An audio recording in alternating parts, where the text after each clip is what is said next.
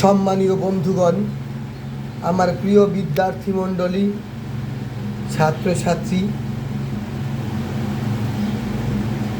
শুভানুধ্যায়ীগণ, শ্রদ্ধেয় শ্রোতামণ্ডলী, দেশের দশের মঙ্গলকামী সুজন স্বজনরা, আপনাদের কাছে আজ আমি রবীন্দ্রনাথের স্ত্রীর পত্র গল্পটিকে তুলে ধরবার চেষ্টা করছি। এটি অত্যন্ত গুরুত্বপূর্ণ ছোট গল্প। আমরা জানি যে রবীন্দ্রনাথ চিরকাল একটি স্বতন্ত্র নারী ভাবনা দ্বারা প্রভাবিত ছিলেন। তার কবিতায় তিনি বলেছিলেন, নারীকে আপন ভাগ্য জয় করিবার কেন নাহি দিবে অধিকার। তো নারীকে আপন ভাগ্য জয় করিবার কেন নাহি দিবে অধিকার, এই প্রসঙ্গ, এই কথা, এই প্রশ্ন রবীন্দ্রনাথকে তো বারবার তার মধ্যে স্বপ্নর মতো করে তাকে প্রশ্ন এবং উত্তরে বাহনবিদ্ধ করেছে বারবার। আর তিনি নানান রকমের গল্প দিয়ে পরীক্ষা নিরীক্ষা করে যেন আমাদের সামনে তুলে ধরেছেন। রবীন্দ্রনাথ, আমরা সবাই জানি, রবীন্দ্রনাথ হিতবাদী পত্রিকাতে 1914 সালে স্ত্রীর পত্র গল্পটি লিখেছিলেন। এই গল্পটি অনেকটা সাড়া জাগানো গল্প। গল্পের মধ্যে দেখেছি নারী একটি মুক্তি খুঁজছে। সেই মুক্তি কিছুতেই যেন আমরা এর আগের গল্পগুলোতে ততখানি পাইনি। রবীন্দ্রনাথ আরও দুখানা গল্পে, সেখানে হৈমন্তী গল্পের হৈম এবং অপরাজিতা গল্পের কল্যাণী, এই দুটি চরিত্রকে দেখেছি। কিন্তু এই দুটি চরিত্রও কিন্তু মুক্তির চেষ্টা করেছে, কিন্তু সেই চেষ্টা তাদের ফলবতী হয়নি। সেই চেষ্টা ফলবতী না হওয়ার জন্যে আমরা দেখতে পাচ্ছি যে মৃণাল, স্ত্রীপত্র গল্পের নায়িকা মৃণাল, সে মুক্তি চেয়েছে, মুক্তি নিয়েছে, মুক্তিটা পেয়েছে। তার সেই মুক্তি নেওয়া চাওয়া পরিষ্কার পরিচ্ছন্নভাবে যে চিঠির মাধ্যমে চলে এসেছে, সেই পত্রকে আমরা বলছি স্ত্রীর পত্র।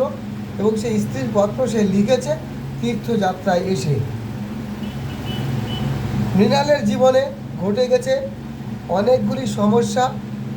মৃণাল বাংলাদেশের প্রত্যন্ত এলাকার মেয়ে, দুর্গম পথ, 7 ক্রোশ স্যাঁকড়া গাড়ি, বাকি 3 মাইল পালকি চড়ে যাত্রা করতে হয় এমন জায়গায় 27 নম্বর মাখনলাল বড়াল স্ট্রিটের ছেলে গিয়ে তাকে দেখে বিয়ে করেছে, কারণ সে রূপবতী। মৃণাল অসামান্য রূপবতী, তার রূপটাই তাকে আকর্ষণ, তার রূপের আকর্ষণ তাকে পৌঁছে দিয়েছে।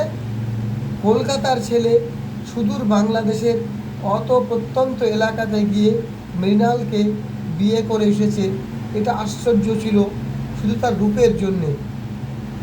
বাংলাদেশে এবং কলকাতার রান্নার অনেক তফাৎ রয়েছে। সেই রান্নার ঘ্রাণগত যে পরিবর্তন, সে রান্নার আইটেমগত যে পরিবর্তন, পদগত যে পরিবর্তন, সেই পরিবর্তনের যে পার্থক্য, সেটাকেও তারা টলারেট করে নিয়েছিল শুধুমাত্র হৈমন্তীর রূপ, শুধুমাত্র মৃণালের রূপের জন্যে। আমরা জানি যে গল্প জুড়ে দেখা গেছে যে কোথাও মৃণালের স্বামীর কুলশীল পরিচয় ততখানি কোথাও সুন্দরভাবে কোথাও তুলে ধরা হয়নি, বা সম্পূর্ণ পরিচয় তার দেয়া হয়নি। মৃণালের স্বামীর কোনো চরিত্রদোষ ছিল না, কিন্তু সেই চরিত্রদোষ না থাকলে কি হবে? মৃণালের স্বামীর কোনো চরিত্রদোষ ছিল না, কিন্তু মৃণালের স্বামীর দিল ভালো ছিল না, মন ছিল না ভালো, মনের দিক থেকে সে সুন্দর মানুষ ছিল না, কিন্তু তার চরিত্রটা খারাপ ছিল না। আর টাকা পয়সাওয়ালা মধ্যবিত্ত সমাজ বা উচ্চবিত্ত সমাজের যে খারাপ দিকটা, নগ্ন চিত্রটা রয়েছে, কিন্তু কলকাতার ছেলে হয়েও সেই খারাপ দিকটা মৃণালের স্বামীর মধ্যে ছিল না। কিন্তু তার মন ভালো ছিল না, কারণ মনের মধ্যে সে অনেকটা আধুনিক হতে পারেনি এবং মৃণালের আধুনিকতাকে সে ভালোভাবে প্রশ্রয় দেয়নি।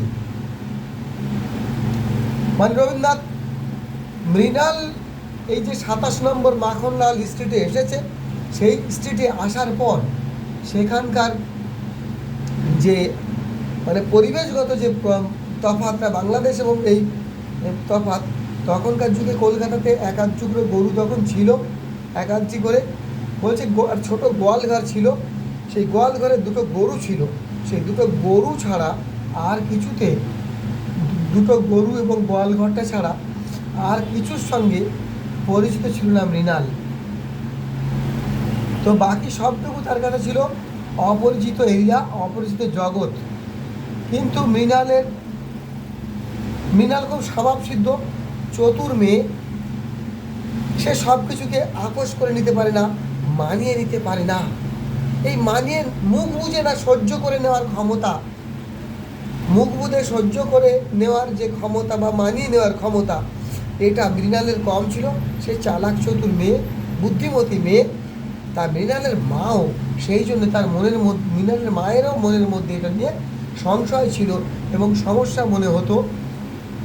তিনি এই বুদ্ধিদীপ্ত মৃণালকে নিয়ে মৃণালের মা দুশ্চিন্তা করতেন। মৃণালের ভাসুরের চরিত্রদোষ ছিল, কিন্তু হাজার চরিত্রদোষ থাকলেও মৃণালের বড় যা তাকে দেবতার মতো সম্মান করতেন। তা মৃণালের জায়ের ছিল প্রতিভক্তি অটুট, কিন্তু মৃণালের স্বামীর প্রতি এই প্রতিভক্তি ছিল না। তার স্বামী সুন্দর স্বভাবের ছেলে হলেও তার প্রতি কোনো প্রতিভক্তি ছিল না।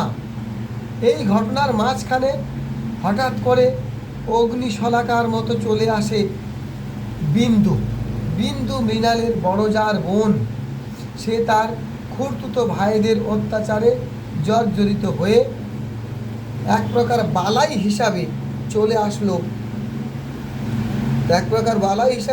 আসলো মৃণালদের বাড়িতে। সেখানে এসে মৃণালের দিদি তাকে মানে সংসারের সামনে তাকে ঝিয়ের কাজগুলো করিয়ে মানে নিজেকে আত্মশ্লাঘা বোধ করে। কিন্তু মৃণাল এখানে বড় প্রতিবাদী চরিত্র। মৃণাল এই বিন্দুকে মানে গার্ড হিসাবে বিন্দুকে সুরক্ষা দিতে এগিয়ে আসে এবং তাকে বোনের মতো ভালোবাসতে শুরু করে। একসময় মৃণালকে এই কথা নিয়ে মৃণালের সঙ্গে নানান প্রকারের অশান্তি আসে এবং সেই অশান্তিটা থেকে রেহাই পেতে মৃণাল এই বিন্দুকে নিয়ে আলাদা হয়ে যায় এবং গোয়াল ঘরে মানে বাসিন্দা হয়। সেখানে একটা সমস্যা দেখা গিয়েছিল, ইতিমধ্যে একটা সমস্যা দেখা গিয়েছিল যে বিন্দুর গায়ে এক প্রকারে বসন্তের মতো লাল অরুণিমা দেখা গিয়েছিল এবং সেইটাকে সবাই নির্দয় ফ্যামিলি থেকে গোয়ালঘরের বাসিন্দা করে দিয়েছিল। সেই গোয়ালঘরের বাসিন্দা বিন্দু হওয়ার সঙ্গে সঙ্গে বিন্দুর কাছে দিদির সমাদর ভালোবাসা নিয়ে মৃণালও গোয়ালঘরে চলে যায়। কয়েকদিন বাদে বিন্দুর আবার সেই গায়ের ঘাগুলো সেরে যায়। সেই গায়ের ঘা সেরে যাওয়ার পরে বিন্দুকে আঁকড়ে নিয়ে মৃণাল বাঁচতে শুরু করে। কিন্তু সেখানে আবার একটা নতুন সমস্যা হয়ে যায়। বিন্দুকে বিয়ে দেওয়ার জন্য মেতে ওঠে যে মৃণালের শ্বশুর বাড়ি। বলা না কওয়া না দুম দাঁড়াক্কা, এক পাত্র গৃহকে না দেখে না জেনে মৃণালের বিয়ের জন্য চাপ থাকে প্রচুর। বিন্দুকে বিয়ে দেওয়ার জন্য প্রচুর চাপ থাকে। মৃণাল বিন্দুকে বিয়ে না দেওয়ার পক্ষে সওয়াল করেন এবং উকিলে যাওয়ার ভয় দেখায়, কিন্তু পরে মৃণালকে এই প্রেশার থেকেই, পারিবারিক চাপ থেকে রক্ষা করার জন্য বিন্দু নিজেই বিয়েতে রাজি হয়ে যায়। 2-3 দিন বিয়ের পরে বিন্দু যাওয়ার পর শ্বশুর বাড়িতে, সেখান থেকে পালিয়ে এসে গোয়াল ঘরে এসে কাঁদতে থাকে। সেই গোয়াল ঘরে মৃণাল তাকে দেখে তার সমস্ত কথাগুলো শুনে তাকে আবার বুকে টেনে নেয়, পরিবারের সব দিক থেকে তাকে অশান্তি তৈরি করে।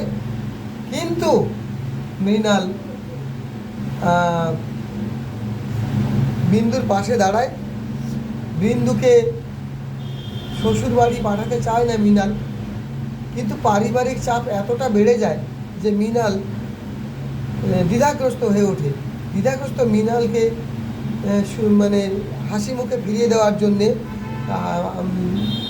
বিন্দু পুনরায় তার শ্বশুরবাড়ি চলে যায়, কারণ শ্বশুরবাড়ি থেকে আবার লোকজন এসেছে এবং তারা প্রবল চাপ তৈরি করতে চেয়েছিল তাদের পুত্রবধূকে নিয়ে যাওয়ার জন্যে। সেখানে সে চলে যায়। ইতিমধ্যে এই বিন্দুর খবর আনার জন্যে মৃণাল তার স্নেহভাজন শরৎকে ডেকে পাঠায়, যে শরৎ স্বদেশী জাগরণের কাজ করত এবং শরতের পেছনে আবার পুলিশ দৌড়ে বেড়াতো। শরৎ আবার ছিল ডাকাবুকো, ভেবেছিল যে তার মৃণাল দিদি বলবে যে যাও ওকে ধরে নিয়ে আসো বা উঠিয়ে আনো, উদ্ধার করে আনো, এমন কোনো কথা সেটা বলেনি। মৃণাল বরং শরৎকে দায়িত্ব দেয় তার খবরাখবর সংগ্রহ করার। তো এমনি করে চলতে থাকে। এই চলতে থাকার মাঝখানে যখন মৃণালকে নিয়ে মৃণাল চলতে থাকে, এই চলতে থাকার মাঝখানে আমরা দেখি যে শরৎকে হাতে পেয়ে একটু জোর বাড়ে মৃণালের মনের মধ্যে। মৃণাল সেখানে মৃণাল তাকে দায়িত্ব দেয় খবরাখবর করার। ইতিমধ্যে খুড়ি শাশুড়ির সাথে মৃণাল তিতিবিরক্ত পরিবেশ থেকে একটু নিষ্কৃতি পাওয়ার জন্যে পুরীর সমুদ্র সৈকতে বেড়াতে যাওয়া, জগন্নাথ দর্শন, ঠাকুর দেবতার উপাসনা করার কথার জন্যে বাড়িতে প্রস্তাব দেয় এবং সে পুরীর তীর্থযাত্রায় সামিল হয় এবং শরৎকে দায়িত্ব দেয় বিন্দুকে সে একা যাবে না, বিন্দুকে সাথে করে নিয়ে আসার জন্যে। কিন্তু শরৎ যায়, সেখান থেকে ফিরে আসে।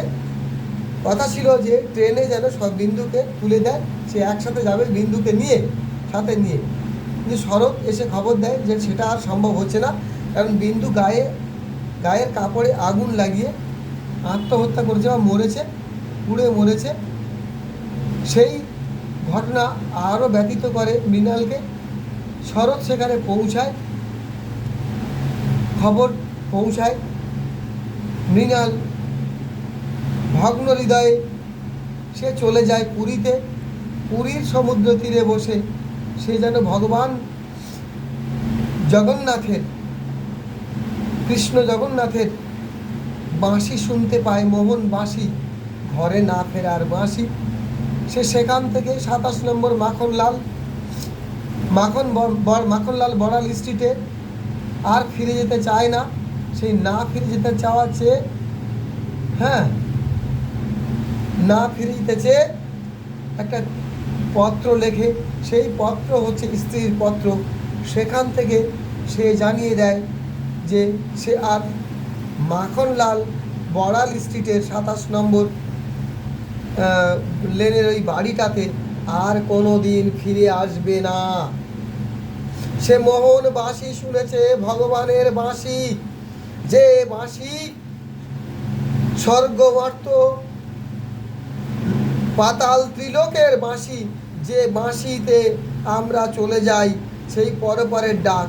এখানে যদিও উল্লেখ করেননি, আমি যে থেকে উল্লেখ করছি, আমাদের একটা কথা আছে না, গীতাতে একটা উল্লেখ রয়েছে, নৈন ছিদন্তি শস্ত্রাণি ন দহতি পাবকা। তো আত্মাকে হত্যা করা যায় না, ছেদন করা যায় না, তাকে আগুনে পোড়ানো যায় না, জলে ডোবানো যায় না, এইসব আছে তো, সেইগুলো যেমন হয় না, সেই ডাক একটা স্পিরিচুয়াল ওয়ার্ল্ডের কলিং, স্পিরিচুয়াল কলিং তার কাছে যেন চলে এসেছে। তিনি মোহন বাঁশি, ভগবানের মোহন বাঁশি শুনতে পেয়েছেন সেই মোহন বাঁশি, সেই বাঁশি শুনতে পেয়েছেন, যে বাঁশিতে এক একটা মুক্তির বাঁশি, সেই মুক্তির বাঁশিতে আর তার মন চায় না 27 নম্বর মাখনলাল বড়াল স্ট্রিটের এই কলকাতার বাড়িটাতে ফিরে আসতে। স্বামীর সংসার, জগৎ সংসার সব কিছু তার কাছে মিথ্যা মনে হয়। ভগবানের বাঁশির ডাক তাকে মুক্তি দিয়েছে। শ্রদ্ধেয় বন্ধুগণ, শ্রদ্ধেয় শ্রোতা মণ্ডলী, আমার প্রিয় বিদ্যার্থী মণ্ডলী, আমার প্রিয় ছাত্রছাত্রীরা, আপনাদের কল্যাণ কামনা করে এই মধ্যরাত্রিতে আমি আমার এই শিক্ষামূলক ভিডিওটা শেষ করছি বা করার চেষ্টা করছি। আমরা জানি যে এডগার অ্যালান পো একটা কথা বলেছিলেন, মানব জীবনের খণ্ডচিত্রের ওপর প্রতিফলিত লেখকের সন্ধানী চোরা লণ্ঠনের আলো, ছোট গল্প, ছোট প্রাণ, ছোট কথা, ছোট ছোট দুঃখ কথা, নিতান্তই সহজ সরল। সেই নিতান্তই সহজ সরলভাবে রবীন্দ্রনাথ, যিনি বর্ষাযাপন কবিতাতে কথা বলেছেন, সোনারতরীর বর্ষাযাপন কবিতায়, সেটা এখানে তুলে ধরলেন। মৃণালের জীবনের ছোটো ছোটো ঘটনাকে কেন্দ্র করে মৃণালকে নারী জীবনের গৃহবধূ জীবনের প্রতি বিতৃষ্ণা, সেই বন্ধন থেকে মুক্তি নেওয়ার পত্র, স্ত্রীর পত্র, সেই পত্র মুক্তি দিয়েছে। সেই মুক্তির নিরিখে, মুক্তির সন্ধানে রবীন্দ্রনাথ অমর হয়েছেন। স্ত্রীর পত্র ছোট গল্পটি আমাদের মনের মণিকোঠাকে শীতল করেছে, উষ্ণ করেছে, আমাদেরকে প্রগাঢ় গাল্পিক স্বাদ দিতে পেরেছে। শেষ হয়ে না হইল শেষ এদেশের লাখো লাখো মৃণালদের সামনে, গৃহবধূদের সামনে রবীন্দ্রনাথের স্ত্রীর পত্র। নমস্কার।